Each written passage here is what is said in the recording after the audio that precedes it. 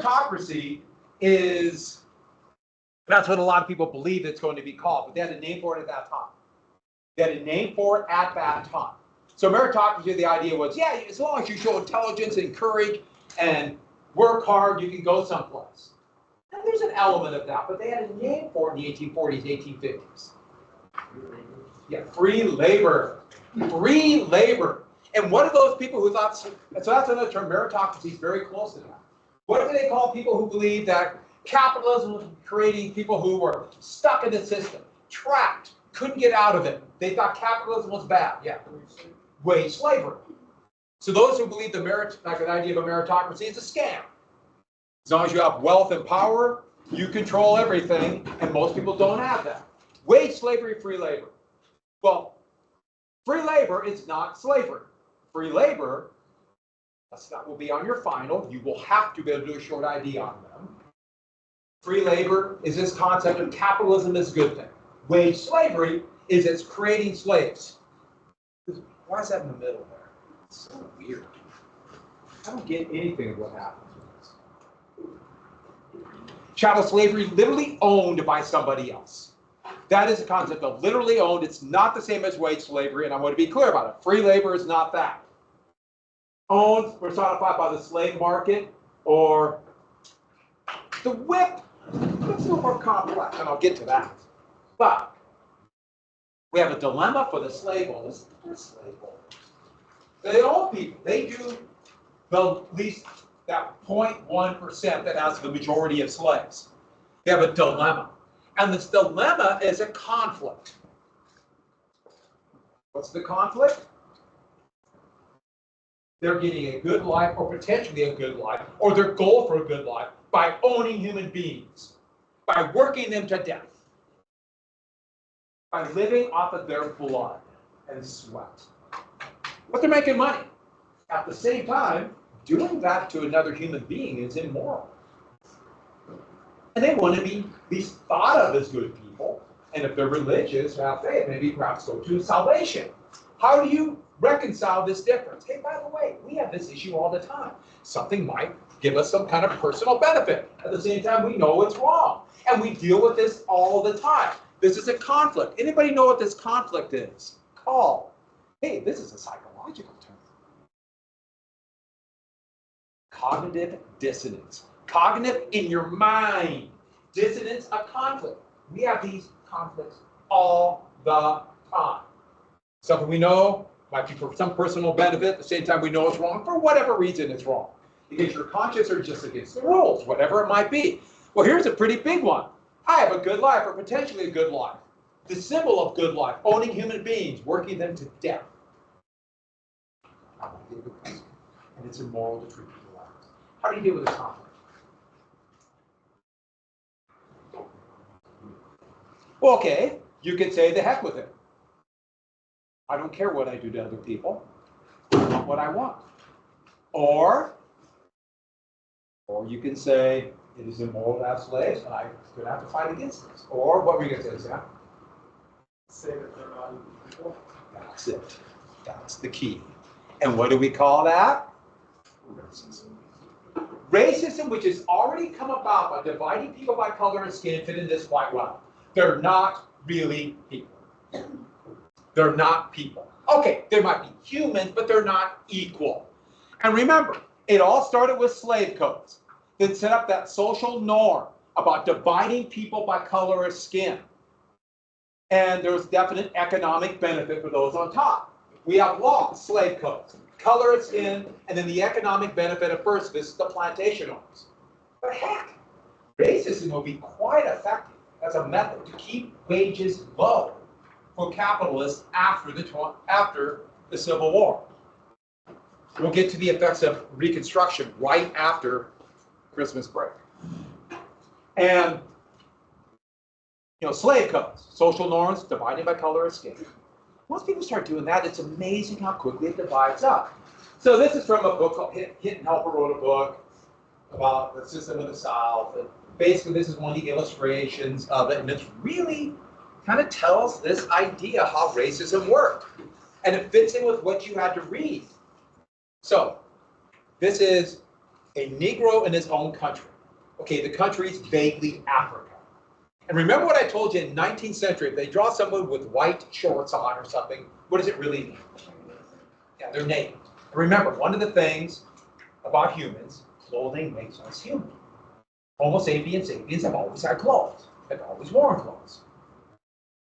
And look at them. Naked, no buildings, no structures, a primitive sphere. But what else do you see? You see it? Yeah. And what happened there? It implies two things. It implies two things. What? Okay, kill them, right? What's the other thing? What's that? Well, not just savages, but they're savages because he killed them and did what? Yeah. Not even that. It's more gruesome than that. He ate cannibalism. This is cannibalism. And this is going to be one of the tropes that will be used to justify colonization of Africa, Asia, Polynesia. They're cannibals. They're headhunters. Look how cruel and savage they are. And everyone knew. They would have saw that in 1854. That was cannibalism. He ate them. They're savages on their own. But look what happens to the Negro in America. You see the next one over. So here we have sitting in a house. You know, it's now civilized. They're wearing clothes. And what type of clothes? Well, to the point of view of the people reading them, that is what civilized people wear. But why are they like this? Who's in charge? You notice how they're seated a little higher? You get that? Just a little bit higher. And there's something else. You notice the shading. Yeah. Yeah. Dark. So they're still in the dark. Uncivilized. In the light of civilization. So they still have a darkness. Civilized. And one more thing. Isn't that a weird parallelogram picture there? I can't get past it. Every time I look at that, I say, oh, it's a weird frame. But shading, color. In the 19th century, you'll see this more and more, and it will become just commonplace by the 20th century. Darkness meant uncivilized, savage, in the light, civilizing, more human. And this will be done time after time. When they would make the villains in the first movies, the villains would be in black, the hero in white. Shading, and do get this down, shading, just light and dark, will come to represent civilized or uncivilized. This is a big deal. We didn't notice it. You just might see it. Oh yeah, civilized.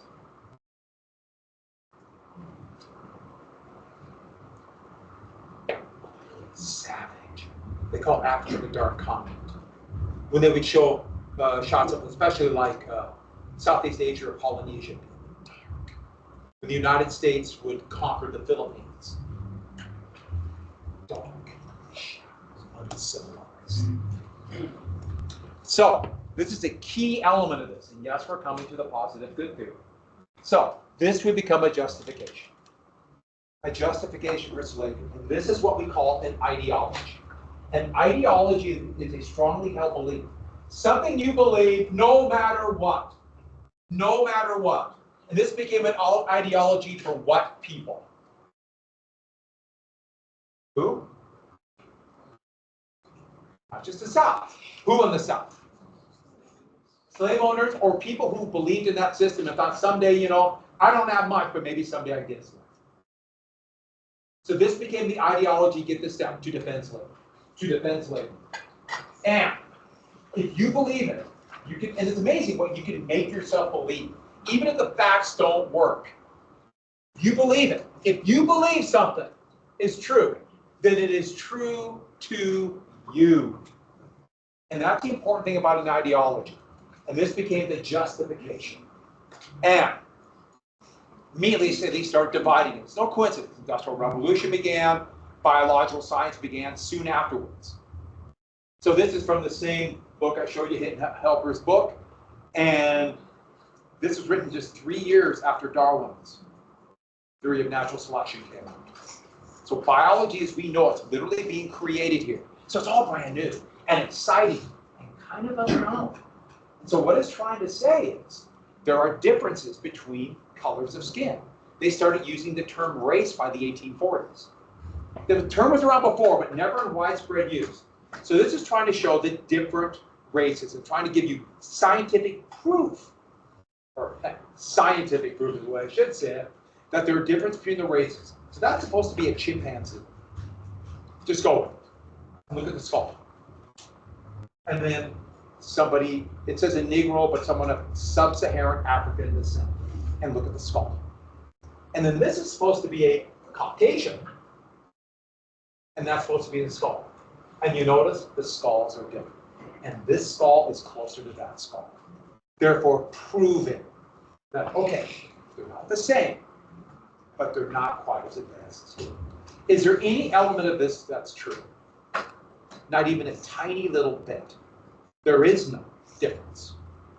Color of skin has nothing to do with this. It's just the color of skin. It's a shading. But it looks sciencey, doesn't it? Doesn't that kind of look like science? If you didn't know any better, it might look true, right? How many of you have seen a chimpanzee skull? Especially back then. You think anyone saw a chimpanzee skull, or let alone any other skull? One more thing, anybody know what this is? Good guess, but no. It's Michelangelo's David. His statue he made in the 16th century that is in Florence now. So what he's saying basically is that Caucasians are marbleheads, blockheads. I found that a fascinating thing. Not that they really meant to say that, but that's what it turns out to be. So let's get to what this meant. We're civilized. And this should fit in directly with that positive good theory you just read. They're either like little children. They'll go off and they'll die on their own. They can't survive on their own. We are providing them the tools for survival. They can't make it on their own. Or, and it should say and or when I think about it. Or they're savages. That picture I showed you before, them in their own country, whatever that means. One important thing about this, this is going to be emphasized time after time, that slaves and the descendants of slaves are going to be brutal criminals, are going to be savages, are going to commit crimes. Heck, we're going to need a whole brand new police force and jails. And the big one they talked about was that's one they really, really did over and over and over again. So, civilized. A couple more things we'll put in this really quick. It's natural. There's always been slavery. It's amazing how many people today say that. Well, slavery's already always been that way. Heck, it's even in the Bible. It's even in the New Testament, in the Gospels. Heck, Jesus talks about the proper way to treat a slave. But slavery was different, and regardless if it was in the Bible or not, trust me, the slaves knew how bad it was. The people who owned them knew how bad it was. Nobody wanted to be a slave. And lastly, it's making a lot of money. Shut your mouth. Which one of these is the most important reason for slavery? Here's my big thing. Even if you didn't have slavery, like the vast majority of people in the South, that's your path out. Poverty. If your path out of poverty is to get a slave, it becomes easier to believe this. It becomes a lot easier. And that, one more thing.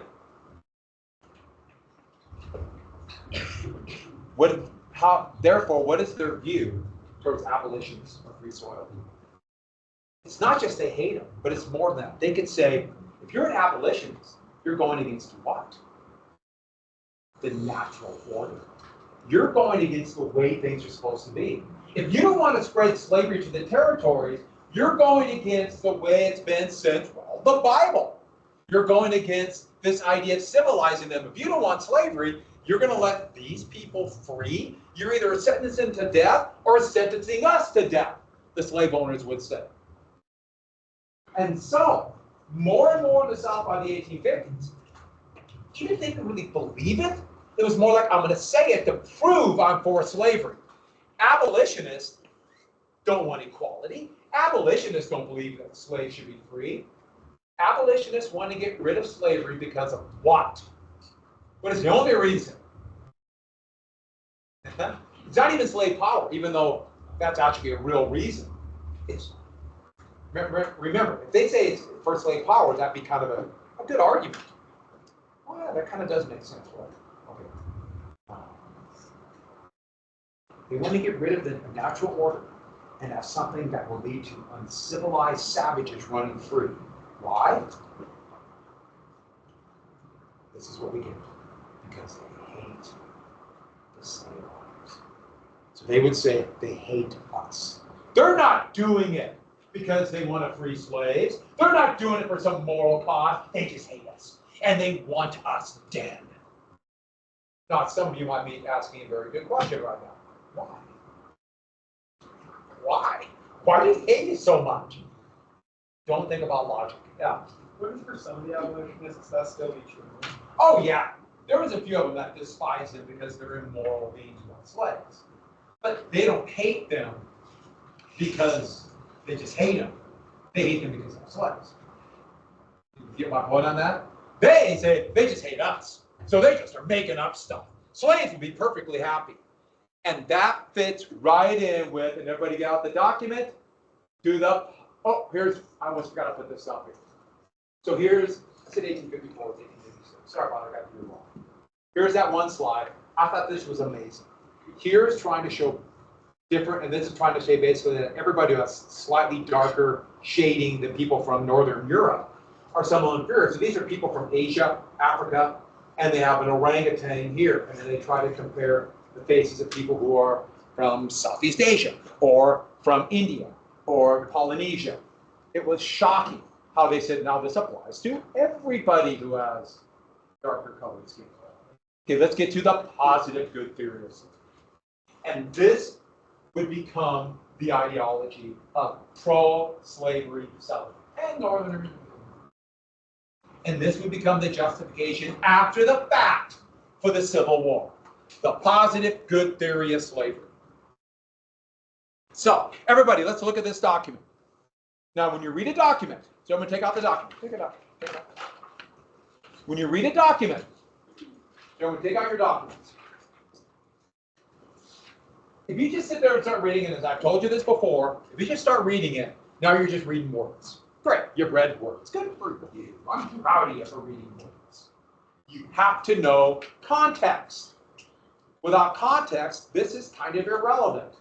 I already told you what document this was. I gave you a different name in class. What's this about? What was this document for? Who is, first off, who wrote it? Too far from the podium. I'll get to it. Don't worry, we're never done with that. There's an attack submarine right now. What an amazing country we have. But who's he writing this to?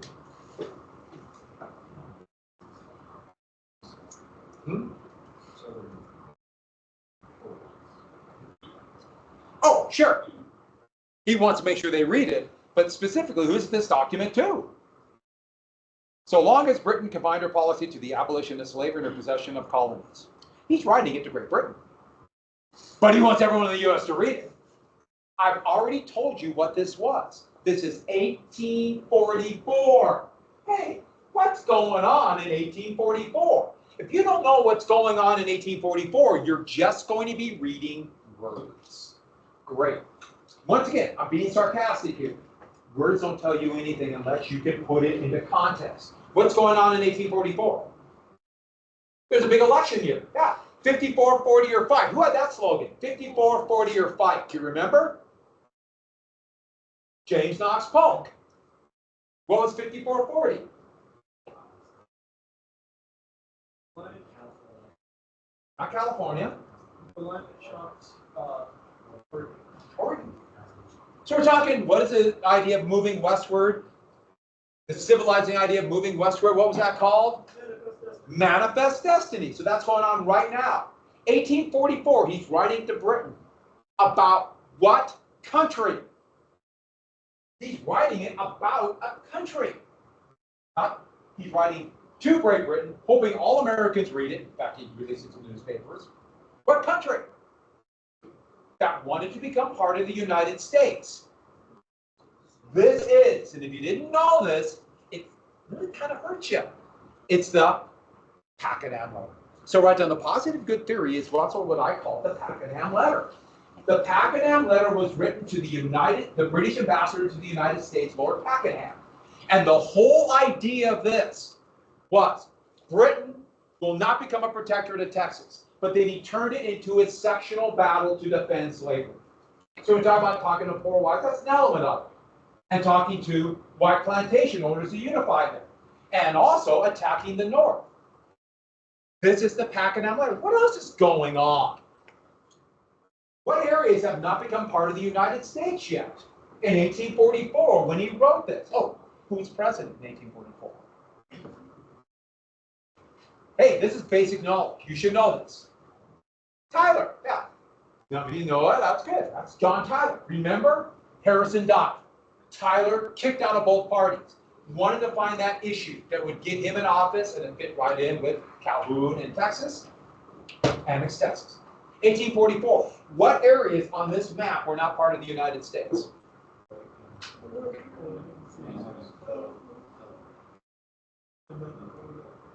Texas, and then the Gadsden Purchase. When he wrote this, the border of the United States was. Also, what else is going on in the United States at this time?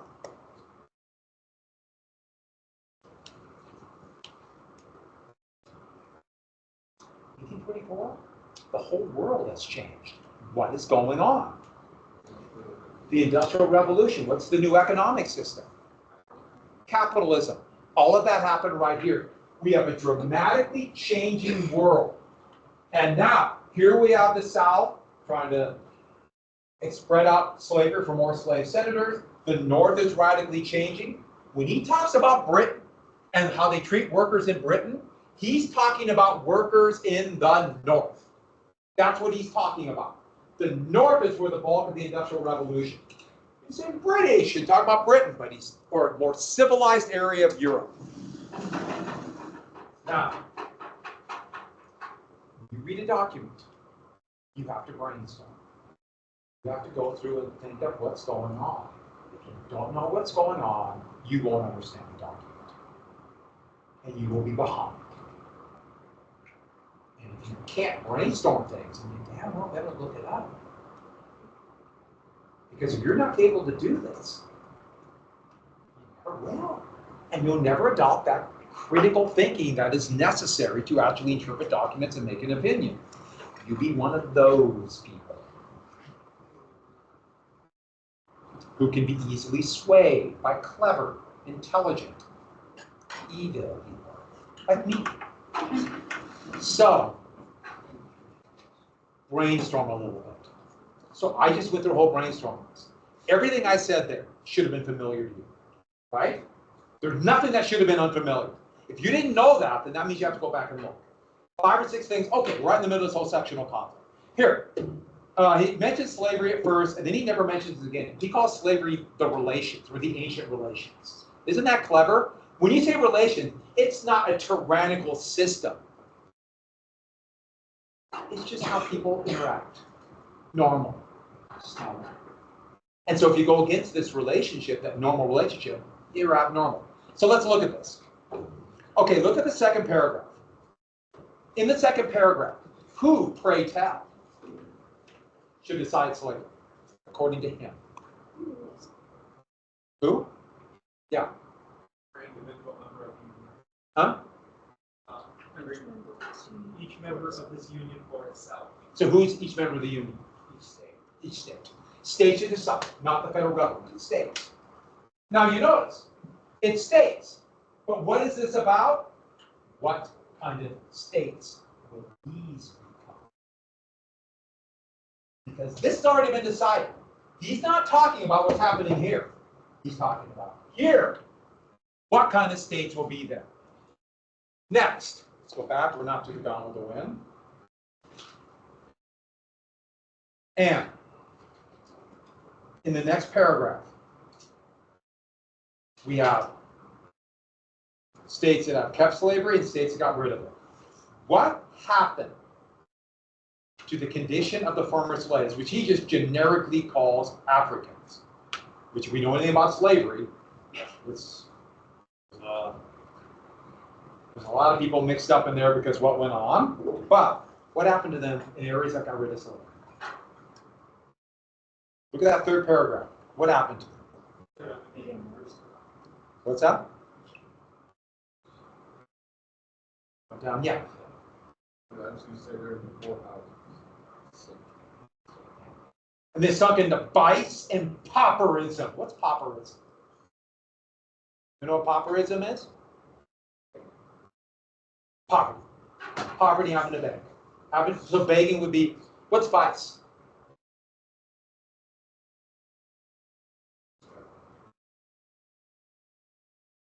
You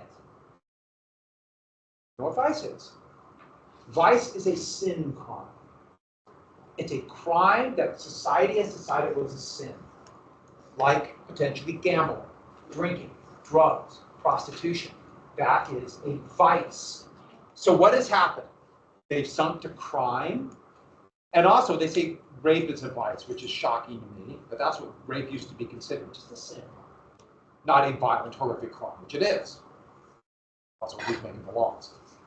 Or they're in poverty. What happens to areas that kept slavery? What happened to those areas? Slaves got better. They got better. So, does he give you proof? Does he give you proof? It says they increase in number, which is not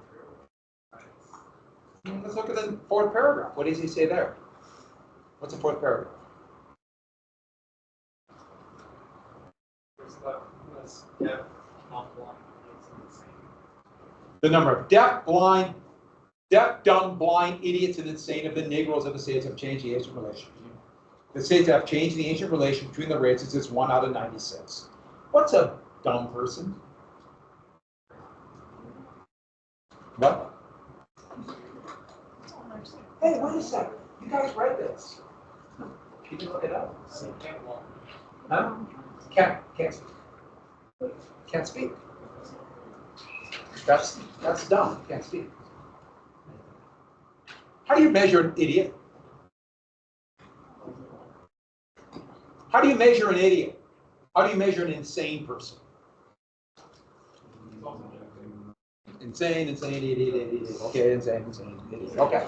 Yeah, we got it. How do you measure that? So the number is only 1 out of 96. While the states inherent to it is 1 out of 672. That is very easy to think of. 7 to 1 in favor of the latter as compared to the former. So there's fewer deaf, dumb, blind, idiots, and insane in the areas that got or kept slavery. Where did he get these numbers from? Do they keep a census on idiots? Yeah. Where did he get the numbers? He pulled them out of something. I'm trying to figure. Something. Yes, he pulled them out of I something. literally said that. Yeah, he totally made them up. He totally made them up. Why? He's going to check. It sounds official. If you want to believe it, your numbers are there. And if you don't want to believe it, hey, if it fits your ideology, it doesn't matter if they're true or not. It's confirmation of your bias. Yeah. Would this be true to any degree? Because they might kill the ones that are less useful, but not ones that have ones. No, they would never kill. They sell. They can't. They sell. So, it is much better than that. And are we stupid 37-minute. All right. So, one more thing. Here's a cartoon showing this. And this is actually a two-part frame. And it's slavery as it exists in America. Everyone look at the slavery right here. How would you describe the slaves? Oh, for joy! Slavery as it exists in England. But England means where? What part of the U.S.? Look at the slaves. But these aren't chattel slaves. What kind of slaves are they? What is it? Wage slaves. Look at their treatment. For begging the capitalists, the wealthy capitalists, as the rest of the people starve. Orphans and starving, you're supposed to be gaunt face. The clothing factory says not hiring people. But also, one more thing. No phone yet. One more thing. Do you notice it?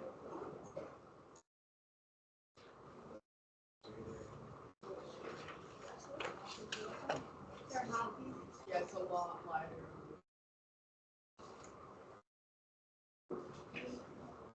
Look at the color of skin. They're treating white people like this. And that was a key element of this argument. After the quiz, we'll finish the last little bit of the positive good theory and slavery. 599 to 630.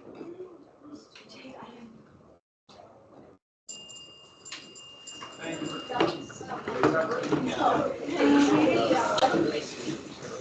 Thank you.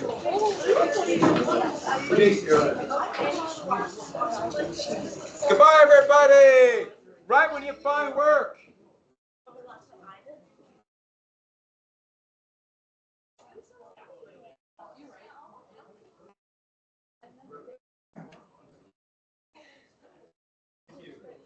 See you tomorrow.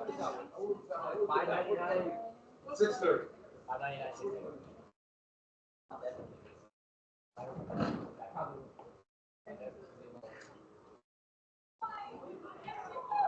You made it. I did it. I don't do it, but it's becoming almost a I'm joke. God. I managed to leave my house 15 minutes ago. I left 15 minutes late. I walked out of my mom's house and then went back to school and I still did it. You're amazing. I'm an actual God. I'm starting to believe it actually. Yeah, there's something going on. Dude, I don't know how they keep winning because they're not very good. Are you still with them okay? No. Okay, I was gonna ask you. You're such a good And even if, I know we have dark magic, but why do we use it now? I want to just say. And why not use it for good instead of just winning a game? I want to use all the dark magic now instead of in postseason so they can walk the chains. Yeah, maybe they only use it in the regular season. I don't get it either. Tomorrow we go. Tomorrow we go.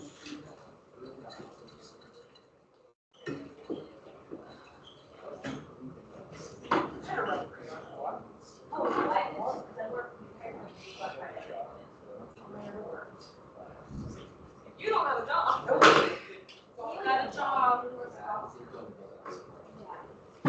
They don't do much and they don't have a person. They're a fire. She packed up and left. She's gone. I'm sorry, we were not.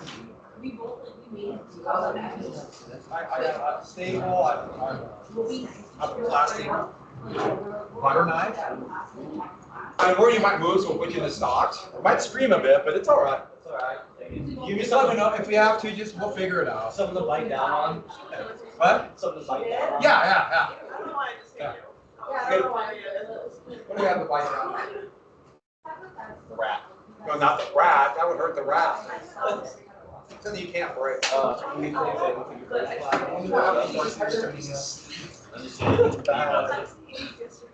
let me know, we'll figure it out, don't worry. No,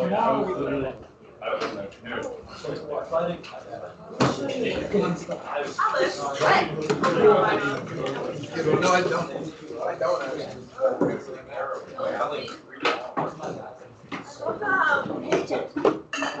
Oh. Yeah, put it all out. Yeah, you can. You can write on this, because. And you're gonna have it out.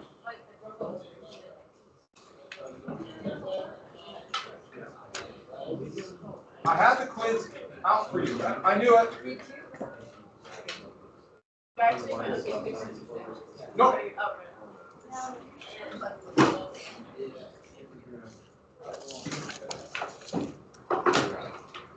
You have to say them. Because it's a little bit longer. This is like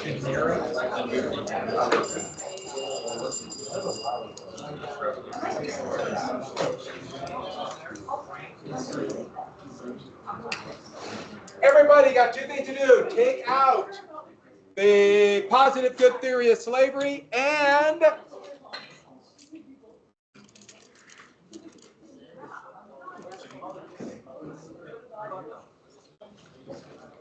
Did we have to write a sentence for them? Like each of them, like the, No, just jot down things in the margin. And I started looking at this, just flashing lights.